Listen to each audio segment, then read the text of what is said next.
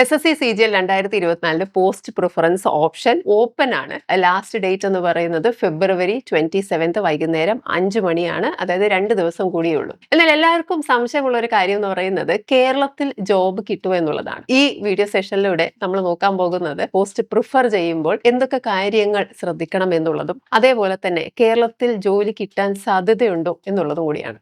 Post prefer ചെയ്യുമ്പോൾ നമ്മൾ കുറച്ച് കാര്യങ്ങൾ ശ്രദ്ധിക്കണം. അതിൽ ഒന്നെന്ന് പറയുന്നത് നമുക്ക് 69 പോസ്റ്റുകളാണ് ഉള്ളത്. അതിനകത്ത് തന്നെ കളർ ബ്ലൈൻഡ്നെസ് സ്യൂട്ടബിൾ ആവാത്ത ചില പോസ്റ്റ് ഉണ്ട്. അത് ഏതൊക്കെയാണെന്ന് വെച്ച് കഴിഞ്ഞാൽ B09 കോഡ് വരുന്ന നാഷണൽ ഇൻഫർമാറ്റിക്സ് സെന്ററിൽ അസിസ്റ്റന്റ് അഥവാ അസിസ്റ്റന്റ് സെക്ഷൻ ഓഫീസർ അതിനകത്ത് പെടുന്നുണ്ട്. അതേപോലെ തന്നെ വരുന്നതാണ് CBICയിലെ ഇൻസ്പെക്ടർ എന്ന് പറയുന്ന ഒരു ജോബ്. CBICയിൽ തന്നെ ഇൻസ്പെക്ടർ പ്രിവെന്റീവ് ഓഫീസർ വരുന്നുണ്ട്.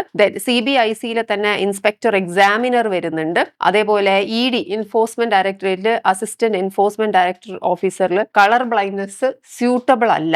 അതേപോലെ വരുന്നതാണ് ഇന്ത്യൻ മെറ്റീരിയോളജിക്കൽ ഡിപ്പാർട്ട്മെന്റിലെ അസിസ്റ്റന്റ് എന്ന് പറയുന്ന പോസ്റ്റ്. ഇന്ത്യൻ കോസ്റ്റ് ഗാർഡിലെ അസിസ്റ്റന്റ് എന്ന് പറയുന്നത് കളർ ബ്ലൈൻഡ്നെസ് സ്യൂട്ടബിൾ അല്ല. അപ്പൊ നമുക്ക് ഇതിനകത്ത് നോ എന്ന് പറയുന്ന പോസ്റ്റുകൾ നോക്കിക്കഴിഞ്ഞാൽ നമുക്ക് അറിയാൻ പറ്റും ഈ പറയുന്ന പോസ്റ്റുകൾ ഒന്നും തന്നെ കളർ ബ്ലൈൻഡ്നെസ് ഉള്ളവർക്ക് സ്യൂട്ടബിൾ അല്ല. ഇനി കളർ ബ്ലൈൻഡ്നെസ് ഉണ്ടോ ഇല്ലയോ എന്ന് ഉറപ്പുവരുത്തണം. ഇല്ല എങ്കിൽ തീർച്ചയായിട്ടും നമുക്ക് ഈ പോസ്റ്റുകളെല്ലാം കൊടുക്കാം. ഇനി അതിനെക്കുറിച്ച് സംശയമുള്ളവരാണെങ്കിൽ അത് ചെക്ക് ചെയ്തതിന് ശേഷം മാത്രം ഈ പോസ്റ്റ് കൊടുക്കാം. ഇത് ഇത്രയധികം ശ്രദ്ധിക്കാനുള്ള ഒരു റീസൺ എന്ന് പറയുന്നത് വൺസ് യൂസർ ഡിപ്പാർട്ട്മെന്റിൽ ഒരു കാൻഡിഡേറ്റിനെ സെലക്ട് ചെയ്ത് കഴിഞ്ഞാൽ ഇതിൽ ഏതെങ്കിലും ഒരു ടെസ്റ്റ് നമ്മൾ ക്ലിയർ ചെയ്തില്ല അല്ലെങ്കിൽ ടെസ്റ്റ് ക്വാളിഫൈ ചെയ്തില്ല എങ്കിൽ ഫോർ എക്സാമ്പിൾ കളർ ബ്ലൈൻഡ്നെസ് ടെസ്റ്റിൽ നമ്മൾ ഫെയിൽ ആവുകയാണെങ്കിൽ യൂസർ ഡിപ്പാർട്ട്മെന്റ് നമ്മളെ റിജക്ട് ചെയ്യും. ആൻഡ് SSCക്കുള്ള ഒരു പ്രോബ്ലം എന്ന് പറയുന്നത് വൺസ് യൂസർ ഡിപ്പാർട്ട്മെന്റ് നമുക്ക് അലോട്ട് ചെയ്ത ഡിപ്പാർട്ട്മെന്റ് നമ്മളെ റിജക്ട് ചെയ്യുവാണെങ്കിൽ there is no second option. പിന്നെ അടുത്ത CGL എഴുതി ക്ലിയർ ചെയ്യാനേ പറ്റുള്ളൂ. ആ വേക്കൻസിയും അവിടെ കിടക്കും, നമുക്ക്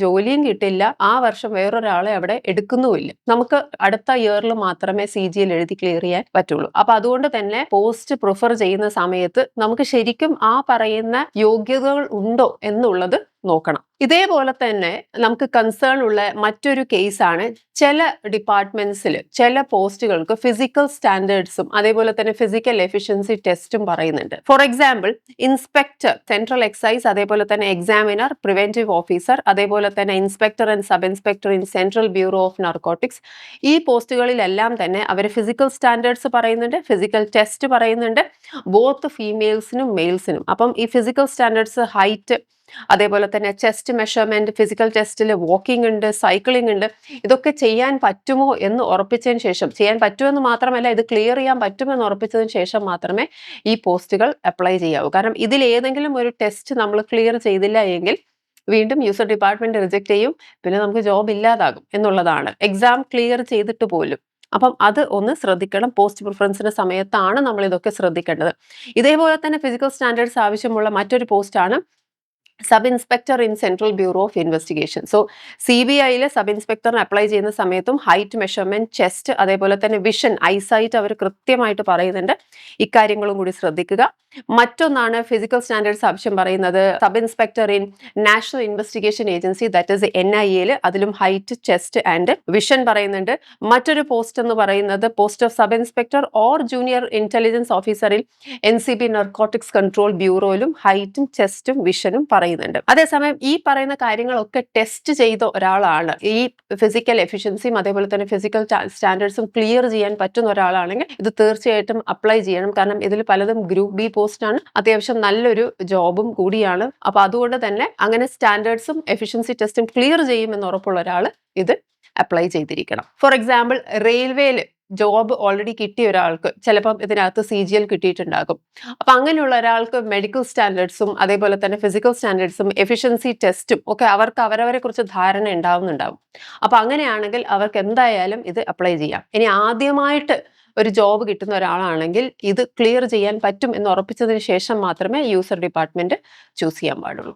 Now we'll talk about the elephant in the room. അതായത് കേരളത്തിൽ ജോബ് അവൈലബിൾ ആണോ CGL എന്നുള്ളത്. അതിൽ നമുക്ക് ചെയ്യാൻ പറ്റുന്ന ഒരു കാര്യം എന്ന് പറയുന്നത് കേരളത്തിൽ വേക്കൻസീസ് ഉണ്ടോ എന്നുള്ളതാണ്. ചില പോസ്റ്റുകൾക്ക് നമുക്ക് കേരളത്തിന്റെ അതായത് ഓരോ സ്റ്റേറ്റ് വൈസ് പോസ്റ്റ് വേക്കൻസീസ് അറിയാൻ പറ്റും. അങ്ങനെയുള്ള ഒരു പോസ്റ്റ് എന്ന് പറയുന്നതാണ് D05 കോഡ് വരുന്ന പോസ്റ്റൽ അസിസ്റ്റന്റ് അഥവാ സോർട്ടിംഗ് അസിസ്റ്റന്റ് എന്ന് പറയുന്നത് മോർ ദാൻ 600 വേക്കൻസീസ് കേരളത്തിലുണ്ട്. രണ്ടാമത്തതാണ് D15 വരുന്ന tax assistant CBDT more than 100 post ഉണ്ട്. പക്ഷെ ചെന്നൈയിൽ മോർ ദാൻ 300 പോസ്റ്റ് ഉണ്ട്. Another one is D16 tax assistant in CBIC ആണ്. മോർ ദാൻ 50 പോസ്റ്റുകൾ കേരളത്തിൽ അവൈലബിൾ ആണ്, വേക്കൻസീസ് ഉണ്ട്. ആൻഡ് ദെൻ ചെന്നൈയിലാണെങ്കിൽ മോർ ദാൻ 300 വേക്കൻസീസ് ഉണ്ട്. പിന്നെ ഒന്ന് വരുന്നത് B16 കോഡ് വരുന്ന GST ഇൻസ്പെക്ടർ ആണ്. 50-ൽ പരം വേക്കൻസീസ് ഉണ്ട്. ആൻഡ് ചെന്നൈയിൽ മോർ ദാൻ 500 വേക്കൻസീസ് വരുന്നുണ്ട്. അതേപോലെ മറ്റൊന്നാണ് B17 CBIC പ്രിവെന്റീവ് ഓഫീസർ എന്ന് പറയുന്നത്. മോർ ദാൻ 30 വേക്കൻസീസ് ആണ്. ചെന്നൈയിൽ മോർ ദാൻ 100 വേക്കൻസീസ് ഉണ്ട്. അപ്പൊ എന്തായാലും നിങ്ങൾ ഓർക്കുന്നുണ്ടാവും ഇതെന്തിനാണ് ചെന്നൈയുടെ വേക്കൻസി ഇട്ടെന്നുള്ളത്. അതായത് കേരളത്തിൽ തന്നെ കിട്ടണം എന്ന് നമുക്ക് ഉറപ്പിക്കാൻ പറ്റില്ല, പക്ഷെ കേരളത്തിൽ വേക്കൻസി ഉണ്ട്. എന്നാൽ നമ്മുടെ അയൽ സംസ്ഥാനമായ തമിഴ്നാട്ടിൽ അതിലേറെ വേക്കൻസി ഉള്ളതുകൊണ്ട് നമുക്ക് കൃത്യമായിട്ട് പറയാൻ പറ്റില്ല കേരളത്തിൽ കിട്ടുമോ എന്നുള്ളത്. ചിലപ്പം തമിഴ്നാട് അയക്കാം, കാരണം വേക്കൻസീസ് അത്രയും കൂടുതലാണ്, ഇരട്ടിയല്ല, sometimes it is more than 3 times ആണ് വരുന്നത്. എന്നാൽ നമ്മളെ ഏറ്റവും ഒരു പോപ്പുലർ പോസ്റ്റ് ആയിരുന്നു മലയാളികൾക്ക് CGDA ഓഡിറ്റർ എന്ന് പറയുന്നത്. കേരളത്തിൽ ഈ വർഷം D21 കോഡ് വരുന്ന CGDA ഓഡിറ്റർക്ക് വേക്കൻസികൾ ഒന്നും തന്നെ ഇല്ല. അതേസമയം തമിഴ്നാട് ആൻഡ് പുതുച്ചേരിയിൽ മോർ ദാൻ 60 വേക്കൻസീസ് വരുന്നുണ്ട്. ദെൻ എക്സിക്യൂട്ടീവ് അസിസ്റ്റന്റ് എന്ന് പറയുന്ന വീണ്ടും ഗ്രൂപ്പ് B പോസ്റ്റ് ആണ്. CBICയിൽ B32 വരുന്ന കോഡ്. കേരളത്തിലാകെ ഒരു വേക്കൻസി മാത്രമേ റിപ്പോർട്ട് ചെയ്തിട്ടുള്ളൂ. വീണ്ടും അടിവരയിട്ട് പറയുകയാണ്, ഇത് കേരളത്തിലെ വേക്കൻസീസ് മാത്രമാണ് എന്ന് വിചാരിച്ച് കേരളത്തിൽ തന്നെ കിട്ടണം എന്നുള്ളതിന് ഗ്യാരണ്ടി ഒന്നുമില്ല. അയൽ സംസ്ഥാനങ്ങളിലേക്കും നമുക്ക് പോസ്റ്റിംഗ് വരാൻ സാധ്യതയുണ്ട്. ഇനി മറ്റൊരു കാര്യം ശ്രദ്ധിക്കുക, CBIC CBDT ഈ 2 ഡിപ്പാർട്ട്മെന്റിലും ഓൾ ഇന്ത്യ ട്രാൻസ്ഫർ അവൈലബിൾ അല്ല. അതായത് ഒരു സ്റ്റേറ്റ് കിട്ടിക്കഴിഞ്ഞാൽ ആ സ്റ്റേറ്റ് തന്നെ ആയിരിക്കും കുറച്ചു കാലം വരെ നിൽക്കേണ്ടി വരുന്നത്. അപ്പം അതുകൊണ്ട് തന്നെ ഓൾ ഇന്ത്യ ട്രാൻസ്ഫർ പോസിബിൾ അല്ല, ഇപ്പം തൽക്കാലം ബാൻ ചെയ്തിരിക്കുകയാണ്. അതേസമയം CGDA നമ്മൾ പറഞ്ഞു കേരളത്തിൽ വേക്കൻസി ഇല്ല, എന്നാൽ CGDAക്ക് ഒരു വേക്കൻസി വരുവാണെങ്കിൽ നമുക്ക് കേരളത്തിലോട്ട് തമിഴ്നാട്ടിൽ നിന്ന് മാറാം. തമിഴ്നാട്ടിൽ 60-ൽ കൂടുതൽ വേക്കൻസീസ് പറയുന്നുണ്ട്. സോ അങ്ങനെ ഒരു പോസിബിലിറ്റി ഉണ്ട്, ബിക്കോസ് ഓൾ ഇന്ത്യ ട്രാൻസ്ഫർ ആണ്. സോ നമുക്ക് ഏതെങ്കിലും ഒരു സ്റ്റേറ്റിലേക്ക് പോകാൻ സാധിക്കും. പ്രത്യേകിച്ച് ഹാർഡ് പോസ്റ്റിംഗ്, ഇപ്പം വെല്ലിംഗ്ടൺ എന്ന് പറയുന്ന CGDAയിലെ ഒരു ഹാർഡ് പോസ്റ്റിംഗ് ആണ്. അപ്പൊ അങ്ങനെയാണെങ്കിൽ ഒരു 3 വർഷത്തെ പോസ്റ്റിംഗ് കഴിഞ്ഞതിന് ശേഷം നമുക്ക് ഹോം സ്റ്റേറ്റിലേക്ക് വരാൻ സാധിക്കും.